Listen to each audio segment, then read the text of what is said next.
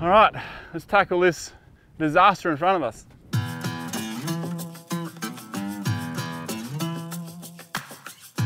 That's what a track used to be. It's difficult to keep an eye on where I'm going because the view is bloody fantastic.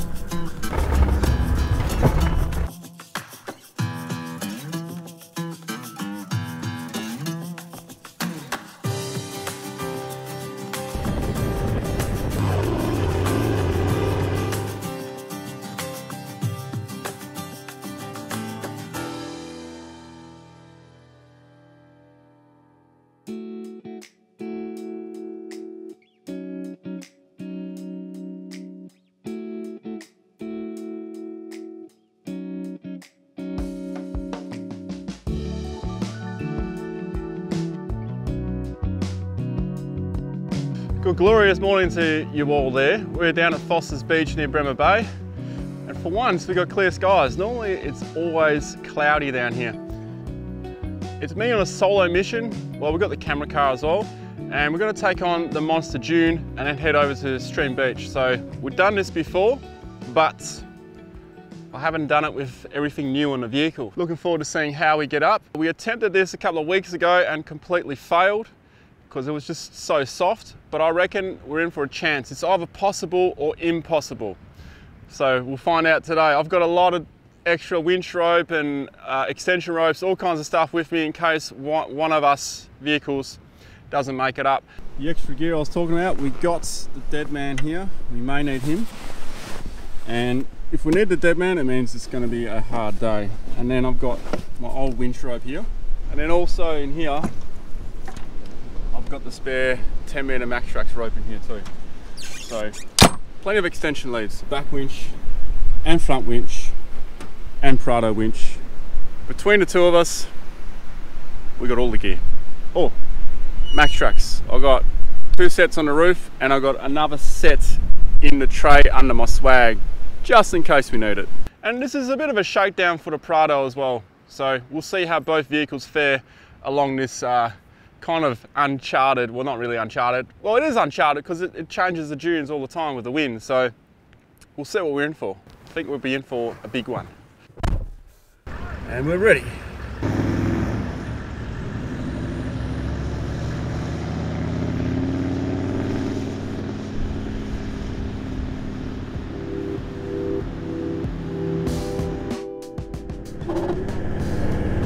It's pretty handy camping so close to the track. The track is right there.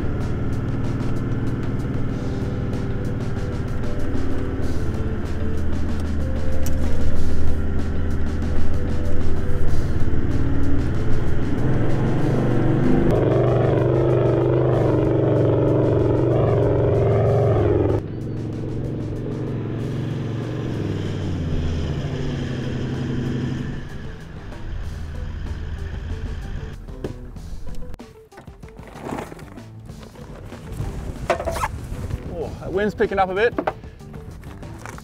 So we need to drop our tyres a little bit more. You can see they're already quite low, but the vehicle is leaning on the back, so all the weight's probably on the back tyre now. Currently I've got these muddies down to 18, 16 PSI. We're going to drop it all the way down to about 10. This is serious stuff. As long as we don't turn too sharply, they'll stay on the rim. If they come off, we're going to be in for a bit of fun. First part of the hill.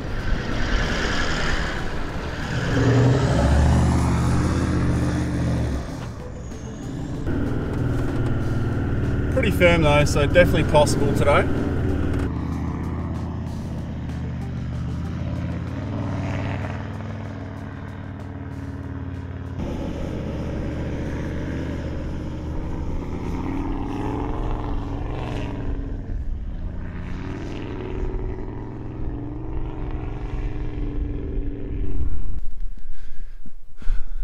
Let's get this Prado up.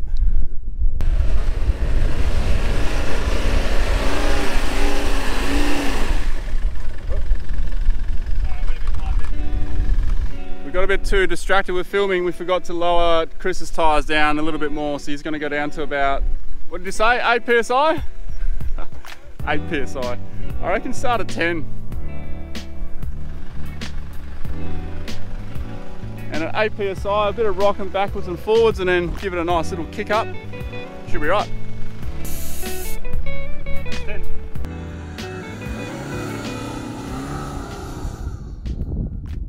What a difference 10 psi makes, eh? It's crazy, yeah. Why are we using radios? When you walk up to the radio? Oh no, it just makes it a little bit more exciting. Oh, no, big go.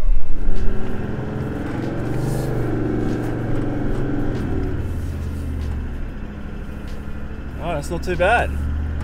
And here we have the big hill in front of us. Okay, this is where things are going to get serious.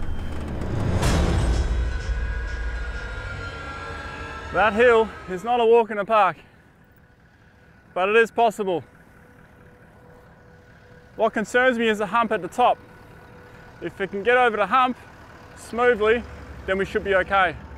But we're down to 10 psi, we're in low range gearing, and let's make this happen. You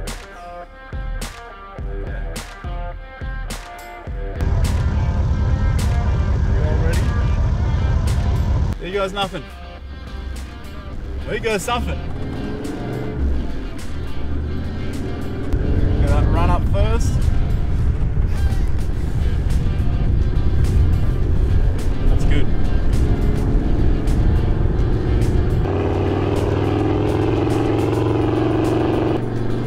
Firm. Let's not get too excited though. Actually, we need excitement. Alright, if I take this at the wrong angle, we're going to get a bit airborne. Yes! So much easier than the other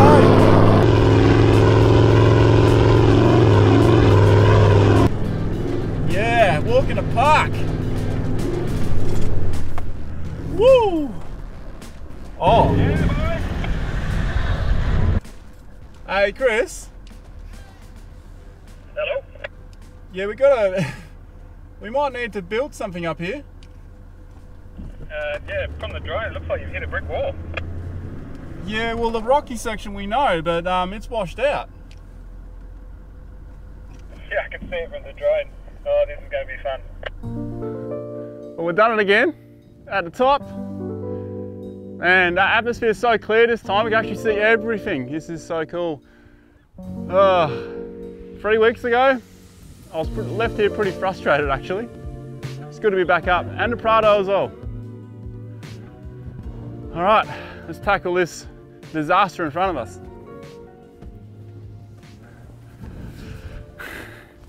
As you can see, we're faced with a bit of a dilemma here. So quite recently, a lot of rain must have come through, and it's just washed all the sand off all these rocks. So it used to kind of look a bit like this behind me. Now, it's something I just want to mention because we're up here. You might see an easier path going directly over a different way, but we always need to stick to the tracks. That's important. So we're going to take some time here, fix this track up, make a couple of ramps with a couple of recovery boards we've got on board, and make our way back onto the track. And then anyone else who comes through here next, well, the track's a bit repaired for them as well. Well, I better get into it. There's a lot of work to be done here.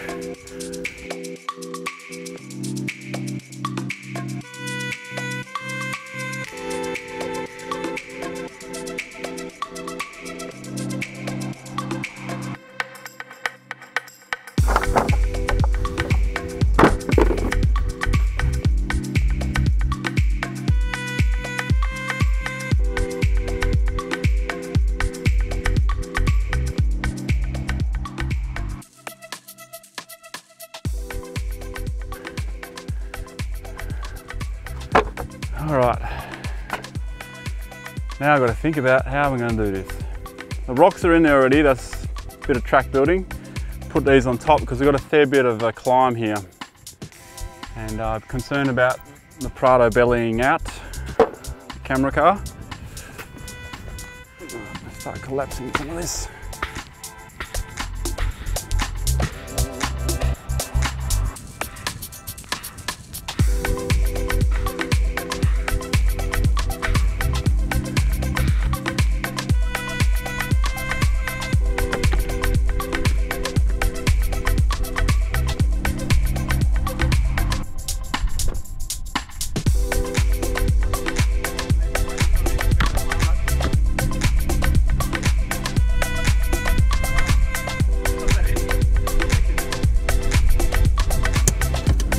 Okie dokie.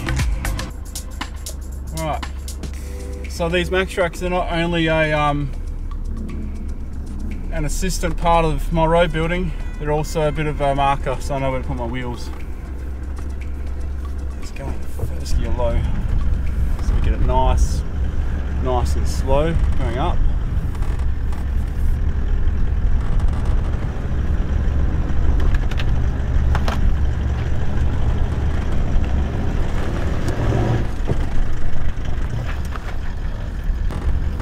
That was a bit of an angle.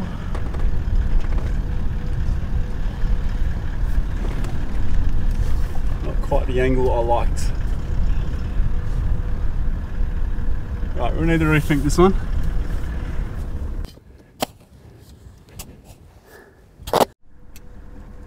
We got ourselves a bit of a highway. Kinda.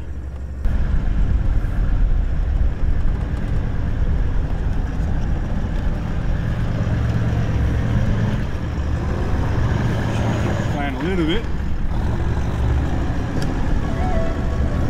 That's better. That's the highway. That's the highway. Just airing up again because we've got this rocky stuff, so we want lower tyre pressure but not down at 10 psi. We risk damaging our rims and also damaging the tyres a bit too much. When all the weight's on one tyre, it gets really low. So we probably could have got up that hill with 15 psi, maybe even 20, because it was so bloody hard. I've never seen it like that before, but you know, I'd rather just do it the proper way first. And yeah, a bit extra work airing up again, but you never know what's coming up either.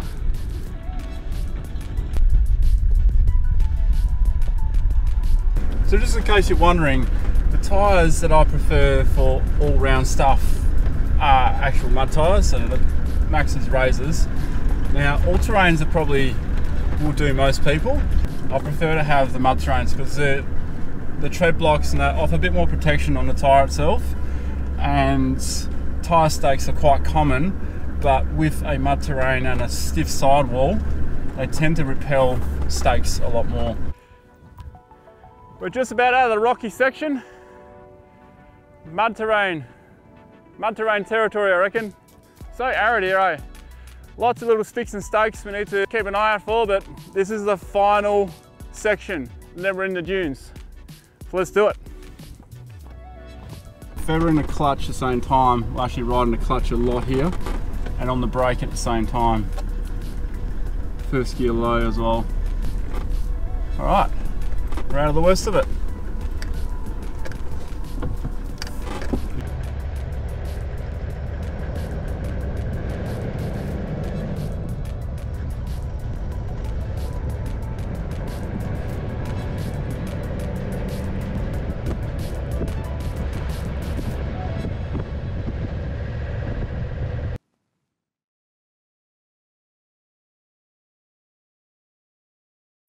So we picked up a couple of tracks here. That is a good thing to keep an eye out for when you're navigating the dunes, especially if you're trying to find the exit. So if you see some tracks, it's a good chance it'll lead you to where you need to go. But of course, it could take you on a bum steer as well. That's definitely a mud tyre as well. So we're going to pick up these trails and see if we can find a connecting piece between the dunes. That is the next thing we need to do.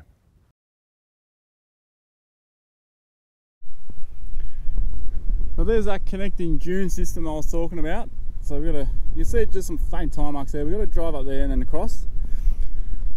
And if you recall seeing the last time I was here, I think I did a bit of selfie cam there as well. But if you look back to that, it would have looked very different. So these dunes, they just constantly change all the time. And I'm pretty sure that a lot of that vegetation down there behind me was still alive. So the dune is just slowly just encroaching on all the vegetation and then just killing it as it goes. But then of course new vegetation is popping up behind it. So it's quite interesting.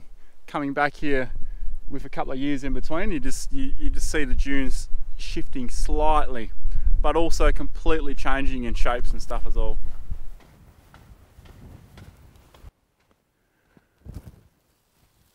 Oh, out of the sun, it's nice and cool in here.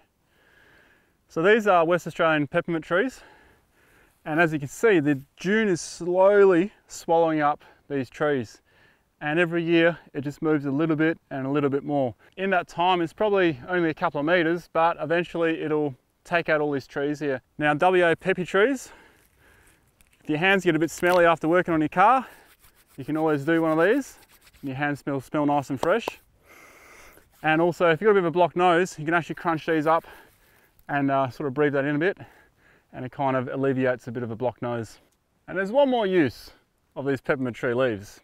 If you forget your soap, you can actually mix this with water and get a nice wash with it.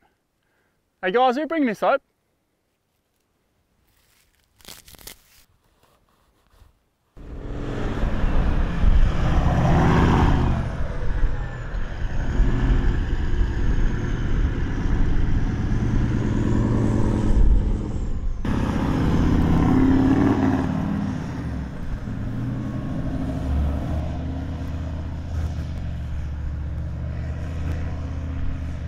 Navigating the second part of the dune system.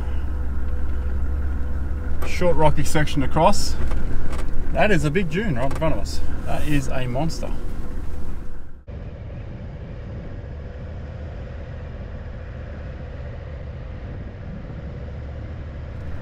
A lot of faint tracks around, and on this side in particular, a lot of these will lead you to a dead end because it's a very confusing side to drive.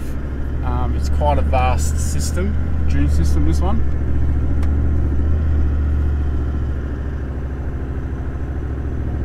And there's a lot of dead ends because there's a lot of areas where there's a lot of rock or a giant dune with a real face on it you can't cross.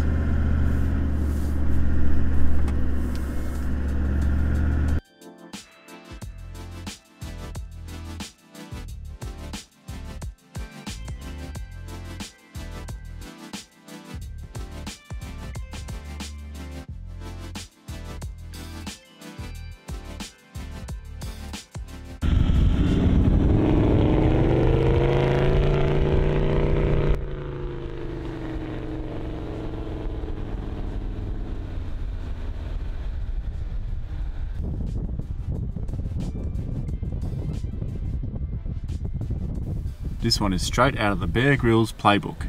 Gain some height and gauge where you are. This really helps when you're navigating a dune system.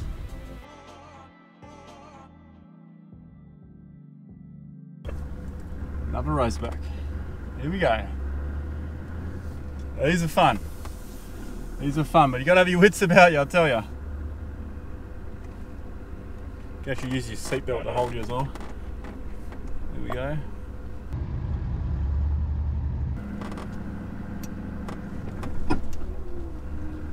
It's good having a very skilled cameraman who can not only film really well, but also four-wheel drive. Because some of the stuff we get ourselves into is a little bit sketchy sometimes.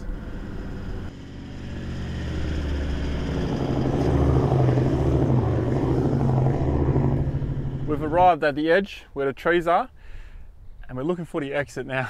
Unfortunately, I haven't been able to spot it yet. So it keeps encroaching onto the track, this dune.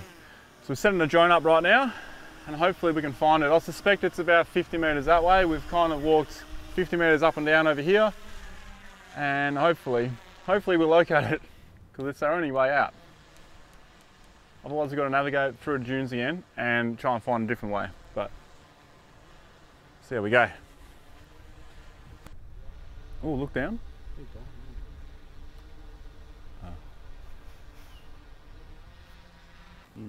There. Oh yeah, yep, you're onto it. Just look straight down. Go up a bit higher. Oh yeah, wheel tracks right there.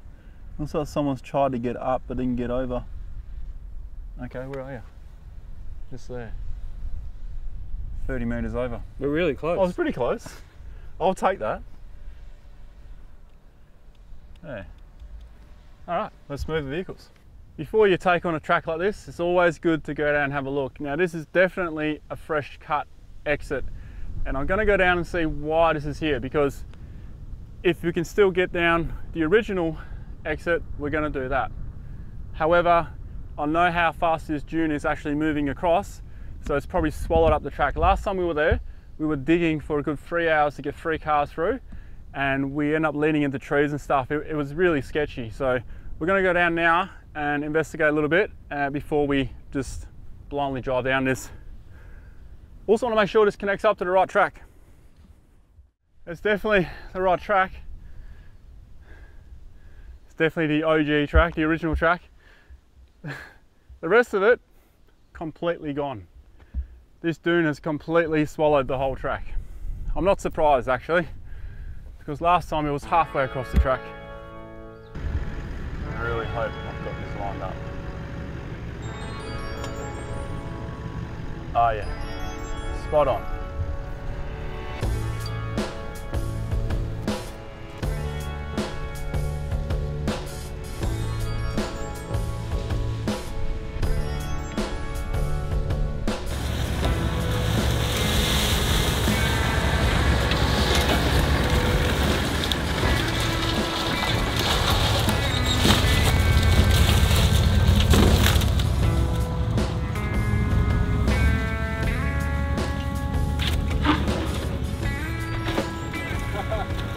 Real good, mate. Yeah. We start turning now, yeah. I'll watch your roof. How's that, mate? Crazy. That's cool. Yeah. That's a one-way track. You're not getting back up that. No. Fair enough. Not much of a runner. I want to show you guys something. This section, right there, that is where me and Torbs spent a good 3 hours on our hands and knees digging through there. That's where the track used to be. Now it's completely gone. So it was like that, but halfway across the track. Now it's completely swallowed the whole track. So it's incredible how much these dunes can actually move. And they've definitely moved a lot more in the last 2 years than they had 5 years ago. That's for sure. Obviously it doesn't get used much because you can only get out this way. Yeah, well, you know, like you said, man, it's only a one-way road, this one. Yeah, it definitely has been in recent years. Yeah, and that fire's ripped through here at some point, so anyway, that shit's thick. And you know the most surprising thing of all? What's that? We are actually going to reach camp before the sun goes down. Yeah, that's actually a miracle. At the fork, mate, I'm taking the left. Roger that.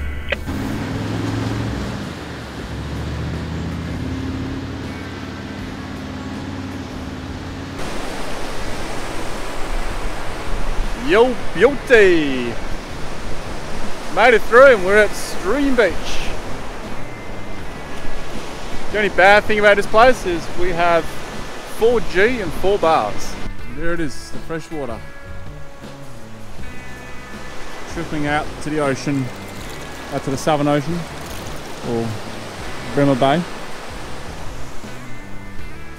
It's a spring coming from, well, I guess in WA we call that a mountain.